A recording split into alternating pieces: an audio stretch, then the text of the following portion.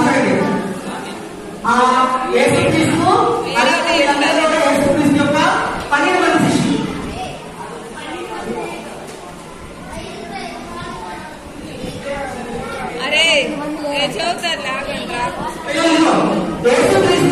యేసుక్రీస్తు యొక్క 12 మంది శిష్యులు. ఒకరోజు యేసుక్రీస్తు 12 మంది శిష్యులను కూర్చోబెట్టి పరలోక రాజ్యాల గురించిన వర్ణాలు చెప్తున్నాడు. పరలోక రాజ్యం గురించి యేసుక్రీస్తు తన శిష్యులకు కొన్ని వర్ణాలు చెప్తారు. ఇక్కడ క్వశ్చన్ మిమ్మల్ని అడుగుతా, అసలేదా? సరే, ఒక ఊళ్ళో అంట ఒక మనిషి ఉన్నాడంట. ఆ మనుషుడు వేరే ఊరికి దేశాంతం వెళ్ళిపోతున్నాడు.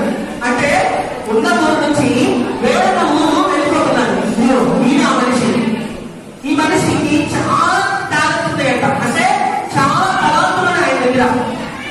ఆయన వేరే ఊరు వెళ్తూ తన 3 దాసులను పిలిచాడు.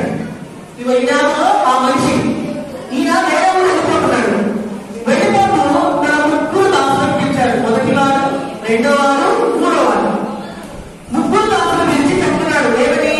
దాసులనా, నేను వేరే ఊరు వెళ్తున్నాను, నేను మరలా వస్తాను. నేను ఇచ్చే తలాంతులను మీరు తీసుకోండి.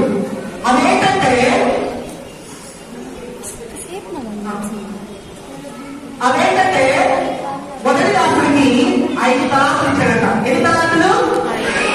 2 తలాంతులు. 5 తలాంతులు. రెండో దాసుడికి 2 తలాంతులు ఇచ్చాడట. ఎన్ని తలాంతులు? 2 తలాంతులు. మూడో దాసుడికి 1 తలాంతు ఇచ్చాడట. ఎన్ని తలాంతులు? ఆ మనిషి ఊరైపోతా మొదటి దాసుడికి 5 టాలెంట్లు ఇచ్చాడు. రెండో దాసుడికి